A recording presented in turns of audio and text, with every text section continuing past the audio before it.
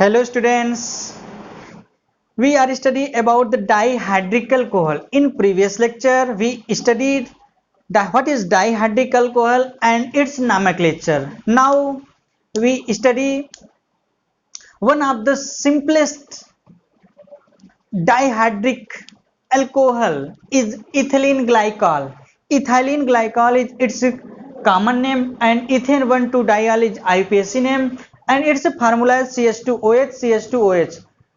We can say that it is a type of vicinal diol because both hydroxyl group is attached neighboring carbon या adjacent carbon such as one OH and OH both are attached with adjacent carbon, so it is a type of vicinal glycol. ठीक, तो यानी कि आज का हमारा topic क्या है, इथिलीन ग्लाइकॉल, जो कि आपके सिलेबस में है और इसी को कहते हैं इथेन 1,2-डाइऑल या CH2OH CH2OH. ठीक, तो सबसे पहले ये लिखिए ethylene glycol is simplest vicinal diol. क्यों विशनल है कि नहीं, क्योंकि OH ग्रुप एडजेसेंट कार्बन से जुड़ा है, यानी कि hydroxyl group adjacent carbon neighbouring carbon से जुड़ा है. तो आज हम स्टार्ट यहीं से करेंगे. ठीक, ethylene glycol is simplest vicinal diol.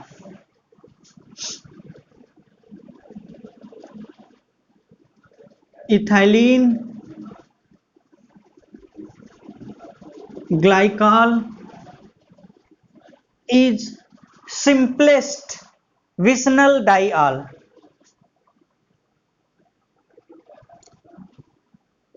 Simplest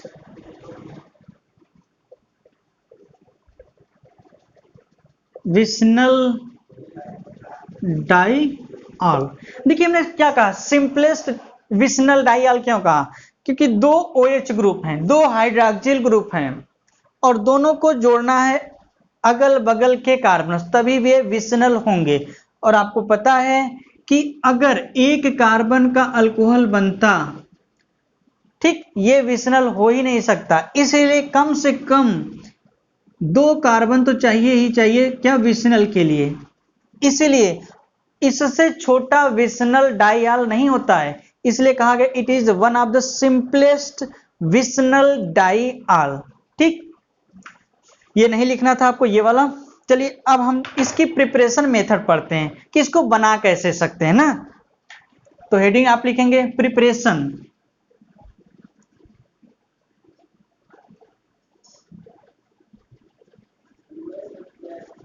preparations यानी कि preparations of ethylene glycol. Preparation of ethylene glycol. देखो इथिलीन ग्लाइकॉल को कई तरीके से बना सकते हैं, जैसे एल्कीन में अगर डबल बॉन्ड पाई बॉन्ड को दो ब्रेक करके दो हाइड्रोक्सिल ग्रुप को ऐड कर दें तो इथिलीन ग्लाइकॉल बन सकता है. और यह कुछ रिएजेंट के प्रेजेंस में होता है, जैसे ऑस्मियम टेट्राऑक्साइड या एल्कलाइन के MnO4 जिसे कहते हैं बेयर्स रिएजेंट. ठीक, तो कुछ इसके बारे में लिखते हैं. यानी कि पहला मेथड क्या है, फ्रॉम एल्कीन. पहला मेथड क्या है, from alkene.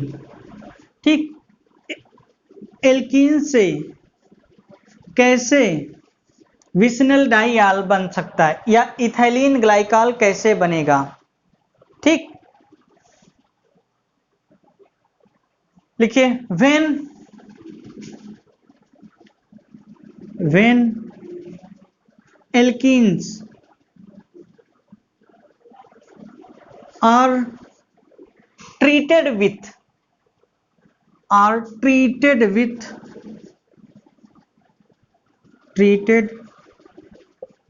with osmium tetroxide osmium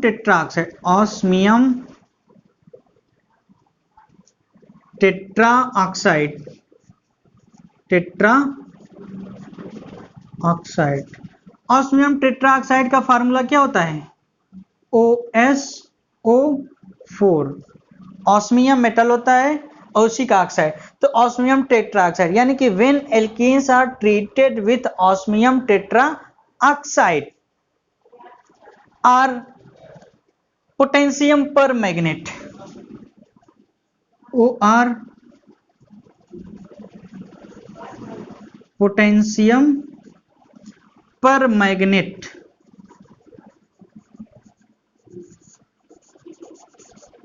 potassium permanganate का फार्मूला क्या होता है, KMnO4, ठीक। यानी कि when alkenes are treated with osmium tetraoxide OR or potassium permanganate, ethylene glycol is form. When alkenes are treated with osmium tetroxide or potassium permanganate, ethylene glycol is formed.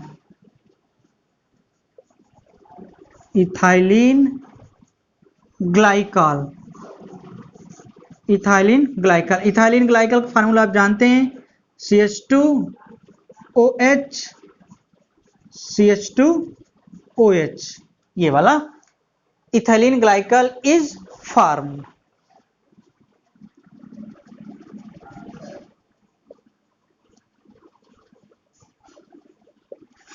तो ये method था कि जब कभी alkene को, अगर देखो जिस टाइप के एल्कीन लेंगे उसी के करेस्पॉन्डिंग ग्लाइकॉल या डाइहाइड्रिक अल्कोहल बनेगा, ठीक, ग्लाइकॉल या डाइहाइड्रिक अल्कोहल बनेगा। जैसे अगर इथाइलिन लेंगे तो इथाइलिन ग्लाइकॉल बन जाएगा, अगर प्रोपाइलिन लेंगे प्रोपाइलिन ग्लाइकॉल बन जाएगा। यानी कि जो डबल बॉन्ड होगा तो ब्रेक होगा, वहीं पे 2 OH ग्रुप ऐड होंगे, ठीक। कैसे होते हैं, चलिए एक हम रिएक्शन इसको बताते हैं, एक जनरल रिएक्शन बताएंगे, उसी की मैकेनिज्म बताएंगे आपको।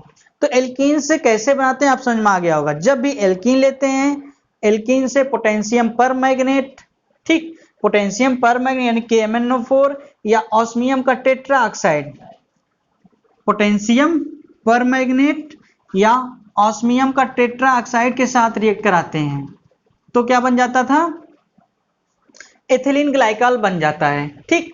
ये कैसे होता है, चलिए एक रिएक्शन से हम आपको समझाते हैं इसको, और इसकी मैकेनिज्म भी आपको बताते हैं, क्योंकि ये आपके सिलेबस की चीजें हैं, ठीक। जैसे एग्जांपल में देखिए,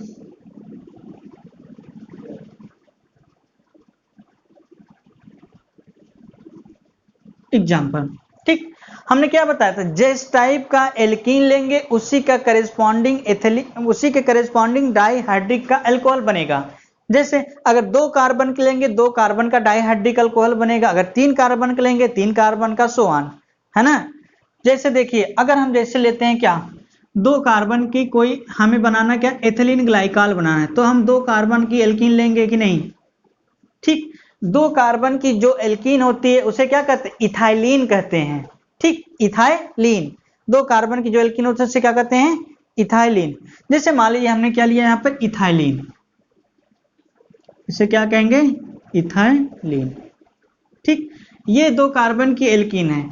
अब कहा गया कि इसे osmium tetroxide OSO4 osmium tetroxide के प्रेजेंस में, ठीक, रिएक्ट कराते हैं तो क्या बन जाता था, इथाइलिन ग्लाइकॉल। इथाइलिन ग्लाइकॉल का फार्मूला आप जानते हैं, CH2OH CH2OH, है ना।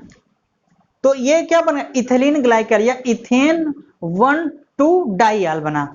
अब देखिए एक चीज जानिए, अंडरस्टूड होता है, हम बार बार बताते हैं, ये आप सोचिए, ये कभी ना सोचिए कि हाइड्रोजन से ये कार्बन जुड़ा है, नहीं, ये कार्बन कार्बन से जुड़ा है, कार्बन से दोनों हाइड्रोजन अलग अलग जुड़े हैं ना। तो ये देखिए इसे क्या कहेंगे, इथाइलिन ग्लाइकॉल, इथाइलिन ग्लाइकॉल, ये इथाइलिन ग्लाइकॉल बन गया आपका। अब हम इसकी मैकेनिज्म चलिए देखते हैं। हमने क्या बताया था, हमने बताया था जितने कार्बन की एल्कीन लेंगे, अगर ऑस्मियम टेट्राऑक्साइड लेते हैं या पोटेशियम पर मैग्नेट, तो होता क्या कि जहां पे डबल बॉन्ड होता है वो डबल बॉन्ड को ब्रेक करते हैं, दोनों एडजेसेंट कार्बन पे हाइड्रोक्सिल ग्रुप को ऐड कर देते हैं।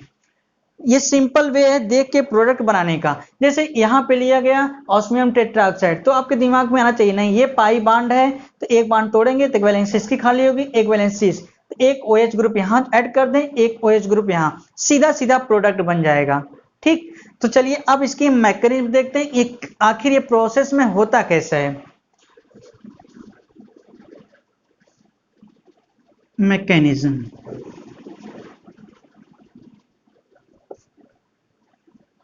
ठीक, मैकेनिज्म की अगर बात करते हैं हम, जैसे क्या लिया गया था रिएजेंट में, इथाइलिन लिया गया CH2 डबल बॉन्डेड CH2, ठीक, साथ ही साथ क्या लिया गया था ऑस्मियम का टेट्रा ऑक्साइड, ऑस्मियम का टेट्रा ऑक्साइड, ये ऑस्मियम का जो टेट्रा ऑक्साइड है, ठीक, ऑस्मियम का जो टेट्रा ऑक्साइड आपस में कुछ इस तरह ऐड होते हैं, उसका स्ट्रक्चर है ये OSO4, यानी कि ऑस्मियम से 4 ऑक्सीजन डबल बॉन्डेड जुड़े हैं, क्योंकि आप जानते हैं ऑक्सीजन की वैलेंसी 2 होती है। ठीक, इस तरह से ऑस्मियम का टेट्राऑक्साइड इससे जुड़ा है। अब होगा क्या ना कि ये बॉन्ड ब्रेक हुआ, ठीक, ये बॉन्ड ब्रेक हुआ, यानी कि ये बॉन्ड की सीधे सीधे अगर ये बॉन्ड ब्रेक करते तो एक वैलेंसी यहाँ खाली होती, एक वैलेंसी यहाँ, ठीक, तो इस कार्बन की एक वैलेंसी हो जाती खाली, एक वैलेंसी यहाँ। अगर हम शिफ्टिंग की बात कर दें तो ये बॉन्ड को शिफ्ट हम इसके बीच में कर दें, ये बॉन्ड को ब्रेक करके इसके पास कर दें और ये बॉन्ड ब्रेक करके यहाँ कर दें, तो ओवरऑल आपस में ये कार्बन इस ऑक्सीजन से जुड़ जाएगा, ये कार्बन इस ऑक्सीजन से, और ये ऑक्सीजन ऑस्मियम आपस में सिंगल बॉन्डेड ऐड हो जाएंगे। ठीक, तो इसे कहते हैं बॉन्डों की शिफ्टिंग, है ना, यानी कि अगर ये पाई बॉन्ड शिफ्ट इस ऑक्सीजन से कर दें, ये वाला पाई इथाइलिन का पाई बॉन्ड इस ऑक्सीजन से ऐड कर दें, और ये ऑक्सीमियम और ऑक्सीजन के बीच का जो पाई बॉन्ड इससे ऐड कर शिफ्ट कर दें। ठीक, और जब ये बॉन्ड यहां जुड़ेगा तो ऑक्सीजन की वैलेंसी 3 हो जाएगी, क्योंकि ऑक्सीजन 3 बॉन्ड तो बनाता नहीं है, तो क्या होगा ये बॉन्ड ब्रेक होकर इस पे आ जाएगा ऑस्मियम पे। समझ आ रही है बात ना, तो क्या होगा, तो ओवरऑल ये बॉन्डों की शिफ्टिंग कुछ ऐसे हो जाएगी। तो देखिए एक प्रकार का कोई एडिशन टाइप का प्रोडक्ट बनेगा, और वो प्रोडक्ट होगा कौन सा, यहां देखिए, है ना, CH2 सिंगल बॉन्ड CH2, यानी कि जब यहां 2 बॉन्ड थे, एक सिग्मा एक पाई बॉन्ड ब्रेक हुआ तो सिग्मा बॉन्ड बचा, वही लिखे हैं। फिर ये ऑक्सीजन से आपस में अटैच हुआ, यानी कि CH2 वाला ये ग्रुप ऑक्सीजन से ऐड हो गया। ठीक उसी तरह यहां भी ऑक्सीजन से ऐड हुआ, यहां से ये वाला बॉन्ड। ठीक, अब देखिए यहाँ पे ऑस्मियम मेटल सेंट्रल मेटल था, उससे एक पाई बॉन्ड, एक सिग्मा बॉन्ड यहाँ, एक यहाँ। अब देखिए ये ऑक्सीजन की वैलेंसी 2 है, 2 बॉन्ड बना चुका है, एक कार्बन से एक ऑस्मियम से, उसी तरह ये भी ऑक्सीजन बना चुका है। तो ओवरऑल कुछ इस तरह का एक स्ट्रक्चर हुआ, और 2 ऑक्सीजन एटम आपस में डबल बॉन्डेड से ऑस्मियम से ऑलरेडी पहले से जुड़े थे। तो एक प्रकार का ये एडिशन प्रोडक्ट मिला। ठीक, अब देखो होता क्या है कि अगर इस एडिशन प्रोडक्ट का हम हाइड्रोलिसिस कर दें, अगर इसका हाइड्रोलिसिस कर दिया जाएगा तो ये इथाइलिन मिल जाएगा, इथाइलिन ग्लाइकॉल मिल जाएगा, और साथ ही साथ एक कोई बाई प्रोडक्ट रिलीज होगा। ठीक, देखिए कैसे ना, अगर इसका क्या कर दिया जाए हाइड्रोलिसिस, इसका क्या किया जाएगा हाइड्रोलिसिस, हाइड्रोलिसिस। अब आपके दिमाग में आना चाहिए हाइड्रोलिसिस होता कहाँ है। सबसे पहले प्रीफरेंस हाइड्रोलिसिस, क्योंकि हाइड्रोलिसिस में वाटर से ब्रेक डाउन करते हैं तो वाटर पोलर मॉलिक्यूल होता है, पोलर, तो इसलिए सबसे प्रीफरेंस ये उसी बॉन्ड को ब्रेक करता है जो मोस्ट पोलर होते हैं, जहां पे पोलरिटी ज्यादा होती है, और पोलरिटी वहीं ज्यादा होगी जहां 2 एटम के बीच की इलेक्ट्रोनेगेटिविटी का डिफरेंस ज्यादा या मैक्सिमम होगा, क्योंकि वहां भी पोलरिटी यहां भी पोलरिटी। आपको एक बार पिछले लेक्चर में कभी बताया गया होगा, like dissolve like, polar polar में घुलते हैं, नॉन पोलर नॉन पोलर में। ठीक, तो हाइड्रोलिसिस, अब देखो यहां आपको 2 बॉन्ड का ब्रेक करना है, तो वाटर के कितने मॉलिक्यूल लेंगे 2, यानी कि 2HOH, यानी कि H+OH माइनस के फॉर्म में वाटर रहेगा। तो जब भी ब्रेक डाउन करते हैं, हमने आपको आसान तरीका बताया था, देखो ये नॉन मेटल है और ये ऑस्मियम, ये नॉन मेटल ऑक्सीजन, ये ऑस्मियम। आपको पता है कि अब आप यहाँ पूछ सकते थे ये ऑक्सीजन कार्बन वाला बॉन्ड क्यों नहीं ब्रेक हुआ, क्यों हाइड्रोलाइज नहीं हुआ? क्योंकि ऑक्सीजन भी नॉन मेटल, कार्बन भी नॉन मेटल, इनके बीच की इलेक्ट्रोनेगेटिविटी का डिफरेंस थोड़ा सा कम है एज कंपेयर टू ऑस्मियम और ऑक्सीजन की। क्यों? ऑस्मियम एक मेटल है और ऑक्सीजन नॉन मेटल, और आपको पता है oxygen is second most electronegative element, ठीक, इन periodic table. So most preference of hydrolysis will be oxygen and osmium bond, यानी कि ये ऑक्सीजन और ये ऑस्मियम सबसे ज्यादा पोलर नेचर का बॉन्ड है, तो हाइड्रोलाइज कौन होगा? ये। और आपको पहले बताया गया था कि जो मोस्ट इलेक्ट्रोनेगेटिव होगा उसको आप एच देंगे वाटर का, और जो लेस इलेक्ट्रोनेगेटिव होगा उसको आप वाटर का क्या देंगे? OH, ठीक। तो क्या होगा कि यानी कि हाइड्रोलिसिस इस बॉन्ड का होगा, तो ये मोस्ट इलेक्ट्रोनेगेटिव इसको एच दे देंगे, ये लेस इलेक्ट्रोनेगेटिव इसको क्या देंगे? OH। उसी तरह इसको भी करेंगे, तो ये ऑक्सीजन है, ऑक्सीजन मोस्ट इलेक्ट्रोनेगेटिव इसको एच देंगे, और ये ऑस्मियम मेटल है, इसके कंपेरिजन लेस इलेक्ट्रोनेगेटिव इसको क्या देंगे? OH। तो अब देखिए एक प्रकार का बाई प्रोडक्ट रिलीज होगा और एक मेन आपका प्रोडक्ट, मेन प्रोडक्ट आपका ये बनेगा, क्या बनेगा? CH2 सिंगल बॉन्ड CH2, ये वाला CH2 सिंगल बॉन्डेड CH2, यहां इससे क्या जुड़ा है? HOH, H और यहां OH ना, तो इससे क्या हो जाएगा? ओवरऑल ये OH हो गया और ये क्या हो गया? OH। ये आपका क्या आ गया? मेन प्रोडक्ट हो गया, ठीक, ये मेन प्रोडक्ट आ गया। अब देखिए जब ये मेन प्रोडक्ट, इसी मेन प्रोडक्ट को क्या कहते हैं? इथाइलिन ग्लाइकॉल, इसे क्या कहते हैं?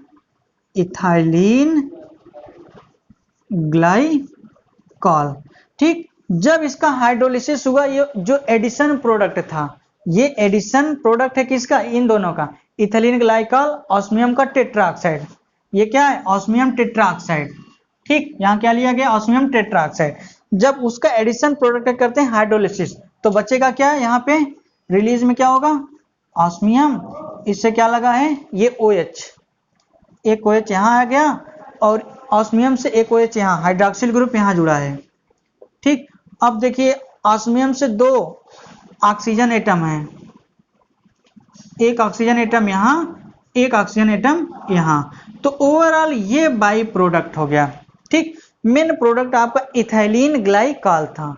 तो ये एक मेथड है किस तरह से किसी भी एल्कीन से कैसे ग्लाइकॉल या बनाते हैं, कैसे डाइहाइड्रिक अल्कोहल बनाते हैं, ठीक। चलिए एक हम आपको और एग्जांपल बताते हैं, आपको इसको देख के सीधा प्रोडक्ट बनाना है, इसके मैकेनिज्म को आपको नहीं सीखना है ना, किस प्रकार से कि अगर इसको देखते ही कैसे हम इसका प्रोडक्ट बना लेंगे।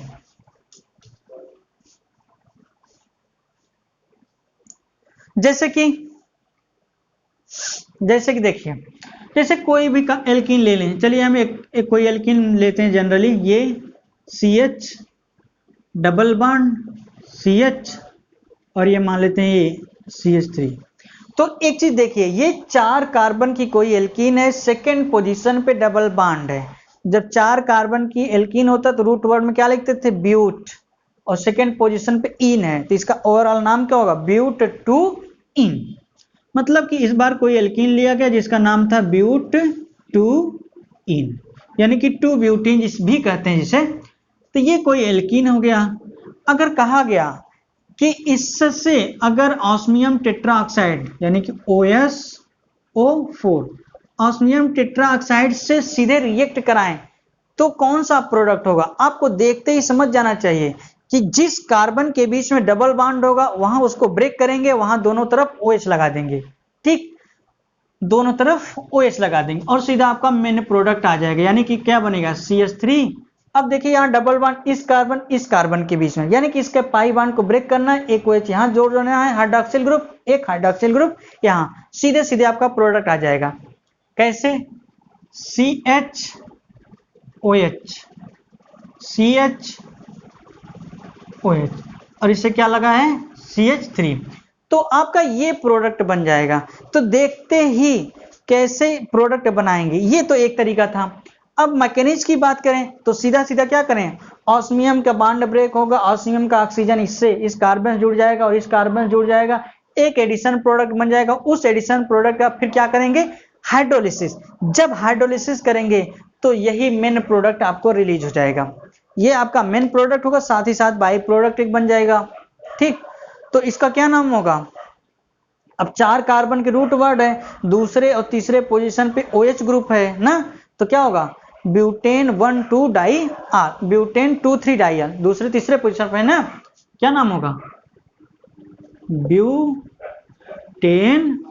2,3 डाई आल। ठीक, अब हमको उम्मीद है आपको ये मैकेनिज्म समझ में आ गया होगा। अगर बात करते हैं ठीक कैसे बना, तो सारी प्रोसेस आपके सामने है। ठीक, जैसे कोई एक एग्जांपल साइक्लिक कंपाउंडों का ले, जैसे चलिए एक ले लेते हैं, ये इसे क्या कहेंगे, 6 कार्बन की कोई रिंग है, ठीक, और साइक्लिक है और इन लगा है, तो इसका नाम क्या हो, साइक्लोहेक्सीन, साइक्लोहेक्सीन। ठीक, ये कोई जैसे मान लो कहा गया साइक्लोहेक्सीन लिया गया, इसको ऑस्मियम टेट्रा ऑक्साइड के साथ, अगर ऑस्मियम टेट्रा ऑक्साइड के साथ रिएक्ट कराते हैं तो आपका प्रोडक्ट क्या होगा, क्यों, इसका प्रोडक्ट क्या होगा आप देख के बता सकते हैं। इस पाई बॉन्ड को ब्रेक करना है, एक हाइड्रोक्सिल ग्रुप इस कार्बन को देना है, एक हाइड्रोक्सिल ग्रुप इस कार्बन को देना है, साथ ही साथ आपका मेन प्रोडक्ट बन जाएगा। ठीक, मैकेनिज्म की बात करते हैं, फिर क्या करते हैं, बॉन्डों को ब्रेक करते हैं, जैसे वहां पहले बताते हैं, ऑक्सीजन जुड़ जाता, ऑस्मियम आ जाता, इसका ऑक्सीजन ऑस्मियम, फिर हाइड्रोलिसिस करते मेन प्रोडक्ट आता, इस तरह से। तो हम सीधे सीधे प्रोडक्ट लिख रहे हैं। ठीक, तो सीधे सीधे प्रोडक्ट की अगर बात करें तो क्या बन जाएगा, साइक्लोहेक्स। देखिए ये बताने का एक मोटो मेरा है, चाहे कोई भी एग्जांपल देखिए, जब भी ऑस्मियम टेट्राऑक्साइड लेते हैं, ऑस्मियम टेट्राऑक्साइड लेते हैं तो दोनों हाइड्रोक्सिल ग्रुप डबल बॉन्डेड जो कार्बन है तो उसकी एक ही साइड की तरफ जुड़ते हैं, या तो सिस में होंगे या तो ट्रांस में होंगे। ठीक, ये बात याद रखना है, इसलिए एग्जांपल आपको ये बताया गया है। तो देखो जैसे हमने क्या बताया, तो या तो दोनों सिस होंगे या तो दोनों ट्रांस होंगे। चलिए हम यहां पर आपको बता देते हैं ये दोनों क्या हैं, एक ही तरफ दोनों तरफ जुड़ेंगे, किसी भी एक ही तरफ दोनों जुड़ेंगे ना, चाहे सिस मैनर में चाहे ट्रांस मैनर में। मतलब जब दोनों एक ही तरफ होंगे तो उसे सीसी कहा जाएगा, जैसे मान लो OH। हाँ, हमने कल बताया था अगर सॉलिड वेज होता है, इस टाइप का सॉलिड वेज, तो इसका ये मतलब हुआ तो जो OH ग्रुप हैं वो किस तरफ हैं, जो रीडर है, जो ऑब्जर्वर है, या प्लेन के अपर साइड की तरफ आते हुए हैं। कहने का मतलब इससे दोनों जो हाइड्रोक्सिल ग्रुप जुड़े हैं, ये ऑब्जर्वर यानी कि जो ऑब्जर्व कर रहा है, जो रीड कर रहा है, उसकी तरफ आते हुए दोनों OH ग्रुप, जैसे मान लो ये प्लेन है, प्लेन से आउटवर्ड आ रहे हैं। ठीक, अगर स्ट्रेचड बॉन्ड होता, स्ट्रेच्ड बॉन्ड, तो मतलब प्लेन से inside, away from the reader या ऑब्जर्वर। तो यहां पर देखिए दोनों OH ग्रुप एक साइड में हैं। ठीक, जब दोनों ग्रुप एक साइड में होते हैं तो उसको एक नाम दिया जाता है सिस। सिस। अगर दोनों अपोजिट साइड होते हैं, एक टुवर्ड अस एक टुवर्ड अवे होता है, तो क्या कहते हैं, ट्रांस कहते हैं। लेकिन इस कंपाउंड में दोनों एक ही तरफ आ रहे हैं तो इसका क्या नाम होगा, सिस। तो ओवरऑल नाम बताएं तो क्या होगा, सिस, क्योंकि दोनों एक तरफ हैं, 6 कार्बन की रिंग है तो साइक्लोहेक्सेन, सिंगल बॉन्ड है तो इन लगाएंगे।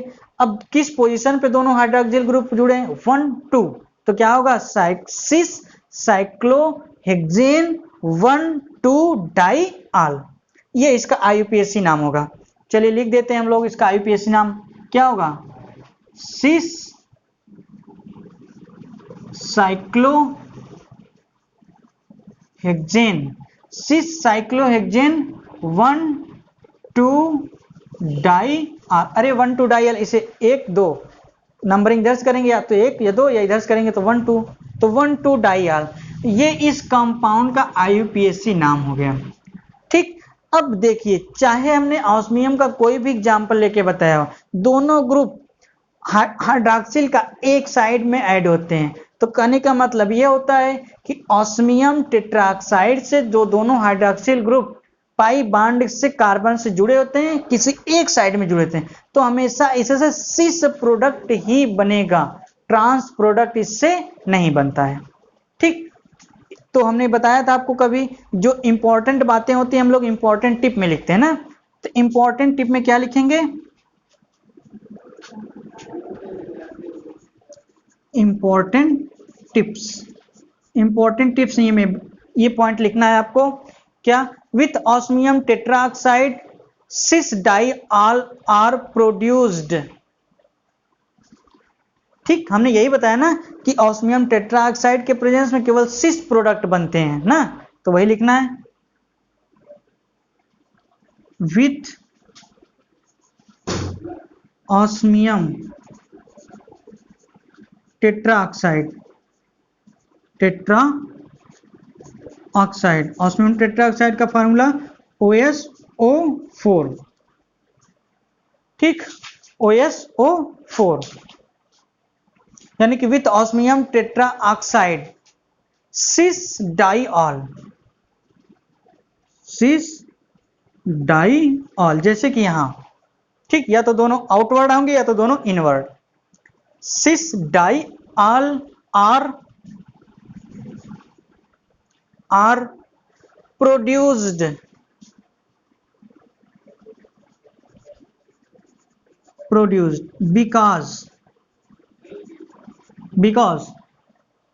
because both hydroxyl groups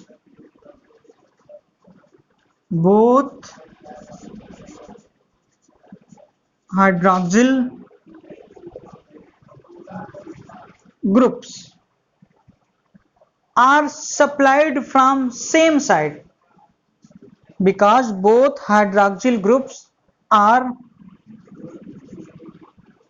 supplied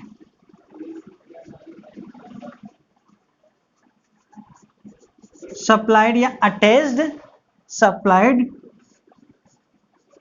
from same side to the double bonded carbon,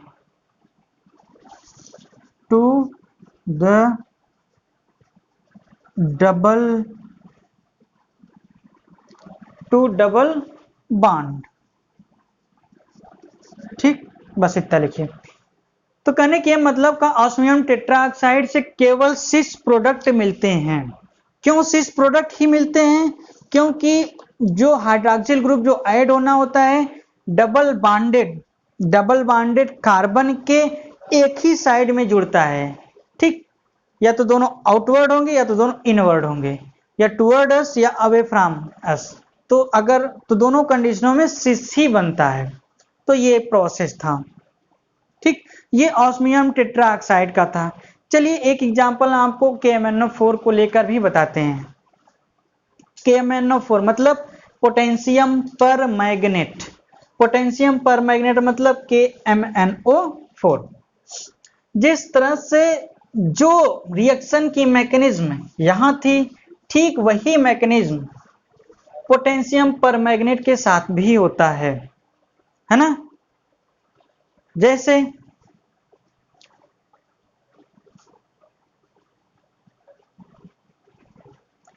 तो सबसे पहले यही लिखिए, similar same mechanism would be with KMnO4। चलिए इसको लिख लेते हैं, सिमिलर मैकेनिज्म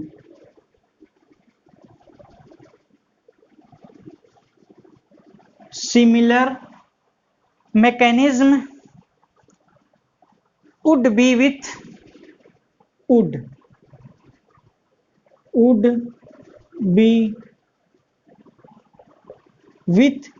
KMnO4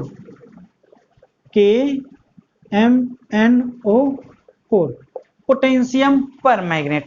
ठीक, आपको याद होगा, हम समराइज करते हैं, जब ऑस्मियम टेट्राऑक्साइड लेते थे तो करते क्या थे, जहां पे डबल बॉन्डेड था पाई बॉन्ड को ब्रेक करते थे, ऑस्मियम टेट्राऑक्साइड के ऑक्सीजन उस कार्बन से सिंगल बॉन्डेड यानी सिग्मा बॉन्ड जुड़ जाता था। तो दोनों पाई बॉन्डों के कार्बनों के एक एक वैलेंसी जो टूटने के पाई बॉन्ड ब्रेक होने के बाद हुआ था उससे जुड़ता था, उससे हाइड्रोलिसिस करते थे तो सिस प्रोडक्ट मिलता था। ठीक उसी तरह यहां भी वही प्रोडक्ट मिलेंगे और मैकेनिज्म भी वही होगा।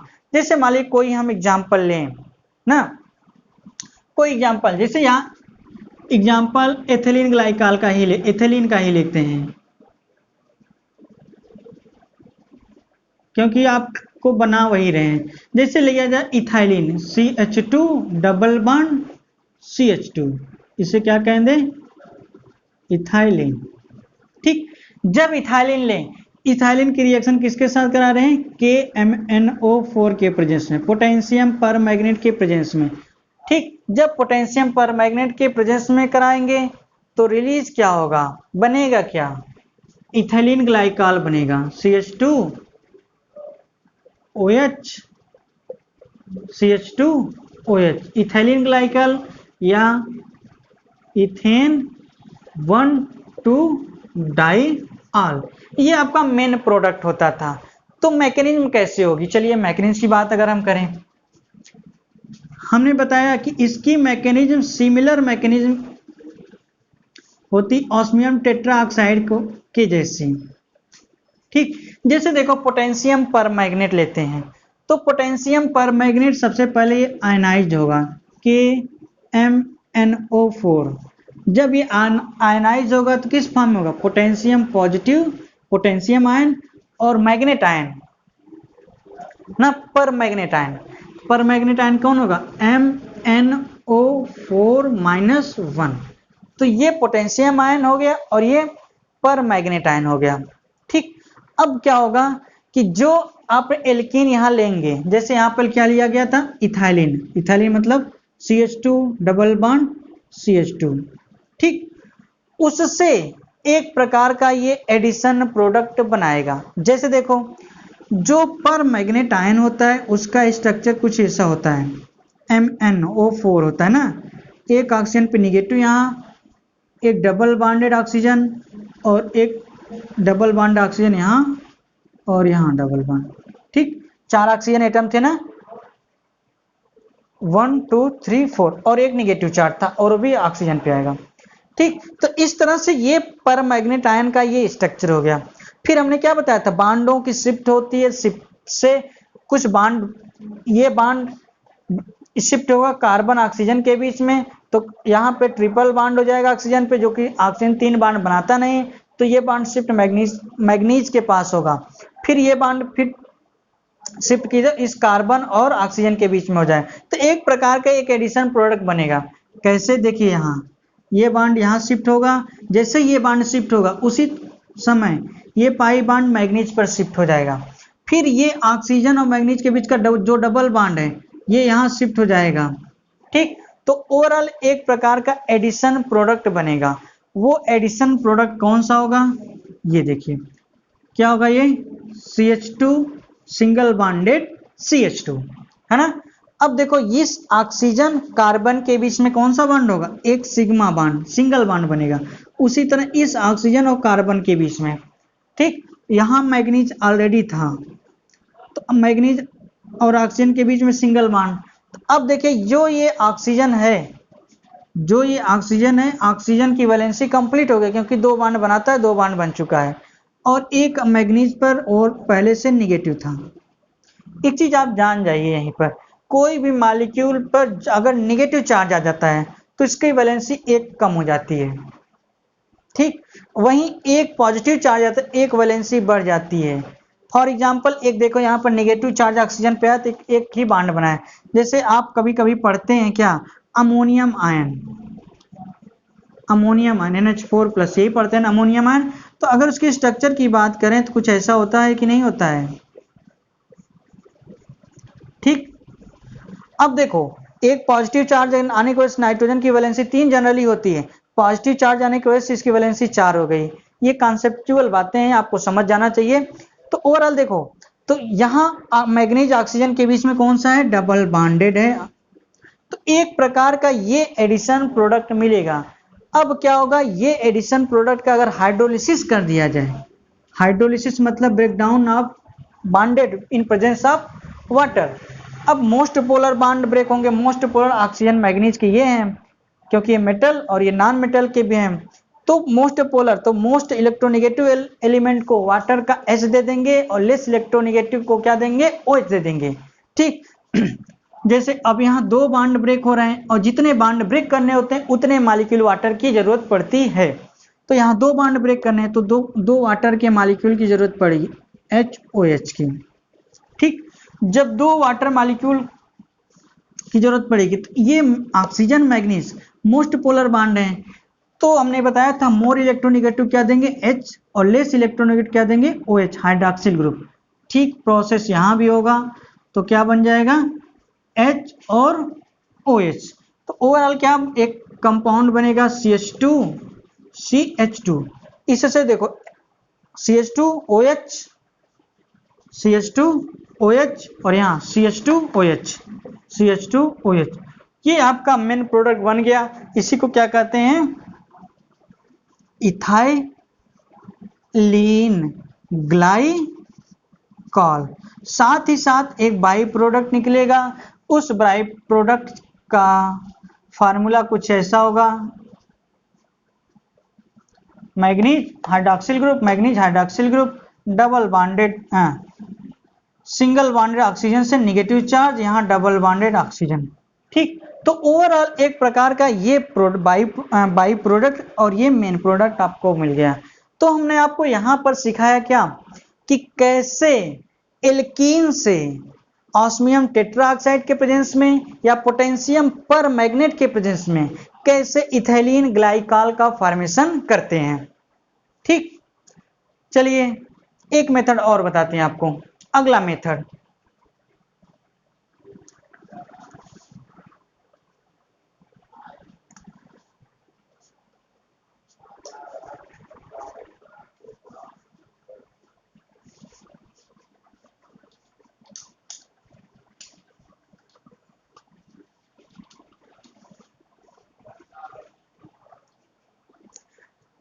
तो इथाइलिन ग्लाइकॉल का अगला मेथड हम पढ़ेंगे हाइड्रोक्सिलेशन ऑफ इथाइलिन। यानी कि जब इथाइलिन को हाइड्रोक्सिलेशन कर दें, यानी कि हाइड्रोक्सी, देखो एक वर्ड यूज किया जाता है क्या, हाइड्रोलिसिस, एक वर्ड यूज किया था हाइड्रोक्सिलेशन। हाइड्रोक्सिलेशन का मतलब क्या, 2 OH ग्रुप का, यानी कि OH ग्रुप का ऐड कर देना, हाइड्रोक्सिल ग्रुप का ऐड कर देना। ठीक, तो उसे कहते हैं हाइड्रोक्सिलेशन। समझ में आ रहा है कि नहीं। चलिए, यानी कि सेकेंड मेथड हम क्या पढ़ेंगे, बाई हाइड्रोक्सिलेशन ऑफ इथाइलिन या फ्रॉम हाइड्रोक्सिलेशन ऑफ इथाइलिन। पहला मेथड हमने क्या पढ़ा था, जब एल्कीन्स का ऑस्मियम टेट्राऑक्साइड या पोटेशियम परमैग्नेट से रिएक्ट कराते हैं, वो पहला मेथड था। Second method hydroxylation of ethylene from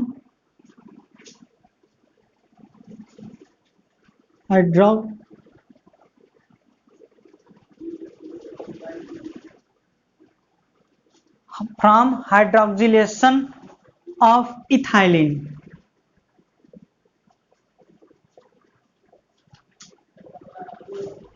ethylene आप जानते हैं formula, CH2 double bond CH2, इसे क्या कहते हैं, इथाइलिन। ठीक, ये एक प्रकार की एल्कीन है क्योंकि इस कार्बन कार्बन के बीच में क्या है, डबल बॉन्ड है।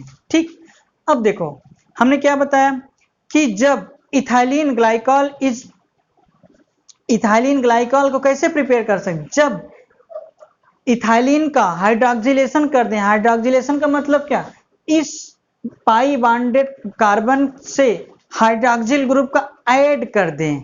अब ये ऐड होता क्या है, ये ऐड पोटेशियम परमैग्नेट जब कोल्ड कंडीशन आती है, यानी कि कोल्ड कंडीशन में पोटेशियम परमैग्नेट के प्रेजेंस में ये हाइड्रोक्सिलेशन होता है। आपको पता है potassium permanganate cold dilute cold को बेयर्स एजेंट भी कहते हैं, है ना। चलिए तो यही लिख लीजिए। Ethylene glycol is prepared by passing, ethylene glycol is prepared, ethylene glycol is prepared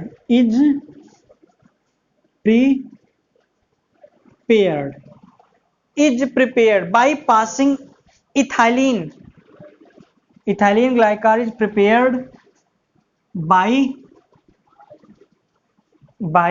passing ethylene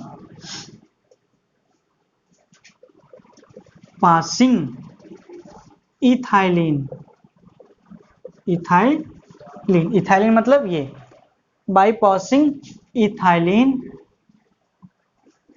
into cold dilute potassium permanganate, into cold dilute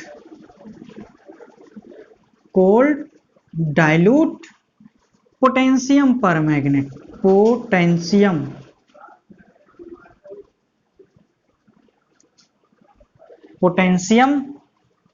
permanganate.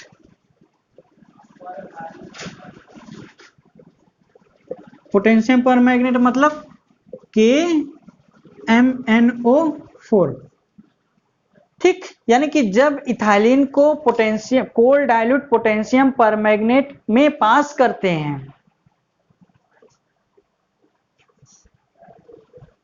तो इथाइलिन ग्लाइकॉल बन जाता है। यानी कि ethylene glycol is prepared by passing ethylene into cold dilute potassium permanganate solution.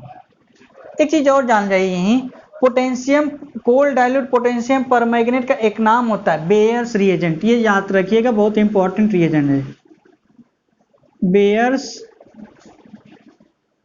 Reagent, ठीक। ये bears reagent, और bears reagent क्या होता है? कोल्ड डाइल्यूट पोटेशियम परमैंगनेट को क्या कहते हैं? बेयर्स रिएजेंट, सॉल्वेंट, ठीक। तो ओवरऑल स्टेटमेंट क्या कर रहा है? Ethylene glycol is prepared by passing ethylene into cold dilute potassium permanganate solvent, ठीक। कहने के मतलब जब कोल्ड डाइल्यूट पोटेशियम परमैंगनेट लेते हैं उसी में इथाइलिन ग्लाइकॉल को पास कर दें, उसी में इथाइलिन ग्लाइकॉल को सो के गुजारें, तो क्या होगा कि कहने का मतलब था क्या कि जब कोल्ड डाइल्यूट पोटेशियम परमैंगनेट का सॉल्वेंट लें उसमें से इथाइलिन को पास करें, उसमें इथाइलिन डालें तो क्या मिल जाए? इथाइलिन ग्लाइकॉल या इथेन 1,2-डाइऑल मिल जाएगा, ठीक। ये कहने का मतलब है। चलिए देखिए क्या, जैसे क्या लिया है, कोई भी एल्कीन जैसे इथाइलिन लिया गया था यहाँ CH2, ये से क्या कहते हैं? इथाइलिन है कि नहीं? ये इथाइलिन। जैसे क्या गया, इथाइलिन लिया गया कोल्ड डाइल्यूट, अब वाटर के प्रेजेंस में होगा, ठीक, कोल्ड डाइल्यूट, और KMnO4 क्या होता है? ऑक्सीडाइजिंग एजेंट होते हैं ना, किसके प्रेजेंस में? Cold dilute KMnO4, cold dilute KMnO4, इसी का एक नाम हमने बताया था क्या? बेयर्स रिएजेंट, बेयर्स रिएजेंट, ठीक। बेयर्स रिएजेंट के प्रेजेंस में, अब देखो बेयर्स रिएजेंट में कोल्ड डाइल्यूट की बात की गई, कोल्ड डाइल्यूट मतलब एक्वस फॉर्म में होगा तो वाटर होगा। अब ये ऑक्सीडाइजिंग एजेंट होता है कौन? KMnO4, तो ऑक्सीजन को प्रोवाइड करता है, ये एलिमेंट ऑक्सीजन को प्रोवाइड करता है। अब ध्यान से देखेंगे तो यहाँ पर देखिए 2 हाइड्रोजन है, एक ऑक्सीजन वाटर में है, एक ऑक्सीजन KMnO4 से आ गया, तो ओवरऑल 2 हाइड्रोजन 2 ऑक्सीजन हो गए, मतलब 2 हाइड्रॉक्सिल ग्रुप डेवलप हो गया। वही दोनों हाइड्रॉक्सिल ग्रुप ऐड कहाँ होते हैं? जो कार्बन कार्बन के बीच का डबल बॉन्ड वो ब्रेक होके 2 हाइड्रॉक्सिल ग्रुप आके ऐड हो जाते हैं। जैसे देखिए यहाँ पे तो यहाँ पे क्या होगा, दोनों हाइड्रॉक्सिल ग्रुप ऐड हो जाएंगे, एक इसका एक इसका। अरे इसको इस तरह से लिख दें तो समझ में आएगा ना, HOH। बातें तो वही है। देखिए एक OH यहाँ से एक ऑक्सीजन इसके पास जाएगा तो दो OH, दो हाइड्रॉक्सिल ग्रुप डेवलप हो जाएंगे और दोनों कहाँ पे ऐड होंगे, एक इस कार्बन पे और एक इस कार्बन पे। तो क्या बन जाएगा, CH2OH, CH2OH। ठीक, CH2OH, CH2OH। इसे क्या कहते हैं, इथाइलिन ग्लाइकॉल। इथाइलिन ग्लाइकॉल, या एक नाम और होता है इथेन 1,2-डाइऑल। ये नाम कैसे लिखा गया है कल आपको बताया गया था। तो ओवरऑल हमने आज क्या पढ़ा कि प्रिपरेशन ऑफ इथाइलिन ग्लाइकॉल, हमने दो मेथड आपको बताया। ठीक, एक क्या, जब किसी एल्कीन का ऑस्मियम टेट्राऑक्साइड या पोटेशियम परमैंगनेट के साथ रिएक्ट कराते हैं तो बन जाता था डाइहाइड्रिक अल्कोहल। अब जितने कार्बन का लेंगे उतने कार्बन के डाइहाइड्रिक अल्कोहल मिल जाता था। जैसे हम लोग पढ़ रहे हैं इथाइलिन ग्लाइकॉल, तो मतलब 2 कार्बन के एल्कीन लेंगे, उसके साथ ऑस्मियम टेट्राऑक्साइड या पोटेशियम परमैंगनेट से रिएक्ट करा दें। वहीं दूसरे मेथड में आपको क्या बताया गया कि जब एल्कीन, जैसे कि दो का हमको बनाना क्या है, इथाइलिन ग्लाइकॉल बना, तो 2 कार्बन की अगर एल्कीन ले तो बेयर्स रिएजेंट के प्रेजेंस में हाइड्रोक्सिलेशन करते हैं। हाइड्रोक्सिलेशन का मतलब क्या, जहां पे डबल बॉन्डेड होगा, 2 OH हाइड्रोक्सिल ग्रुप का ऐड कर दिया जाता है। जैसे 2 कार्बन का अगर इथाइलिन ग्लाइकॉल होता है CH2OH, तो 2 कार्बन के एल्कीन लेंगे तो बेयर्स रिएजेंट के प्रेजेंस में। अब बेयर्स रिएजेंट क्या होता है, कोल्ड डाइल्यूट पोटेशियम परमैंगनेट को बेयर्स रिएजेंट कहते हैं। यह एक प्रकार का हाइड्रोक्सिलेटिंग ग्रुप या रिएजेंट होता है। कहने का मतलब ये OH ग्रुप प्रोवाइड कराने में मदद करता है। तो इसीलिए इस जैसे इथाइलिन लिया गया था, इथाइलिन तो बेयर्स रीजन के प्रेजेंस में इथाइलिन ग्लाइकॉल बन गया। तो ओवरऑल 2 मेथड था हमने बताया है इथाइलिन ग्लाइकॉल के प्रिपरेशन का। चलिए अगला मेथड हम सीखते हैं क्या, तीसरा, from ethylene dibromide. Third method क्या है, फ्रॉम इथाइलिन डाइब्रोमाइड। ठीक, इथाइलिन डाइब्रोमाइड। इथाइलिन डाइब्रोमाइड का फार्मूला क्या होता है, देखिए, यानी कि CH2Br CH2Br। ये क्या होता है, इथाइलिन ब्रोमाइड। इसका मेथड हम कल पढ़ेंगे। ठीक, बस आज यहीं तक रखते हैं। Okay, thank you.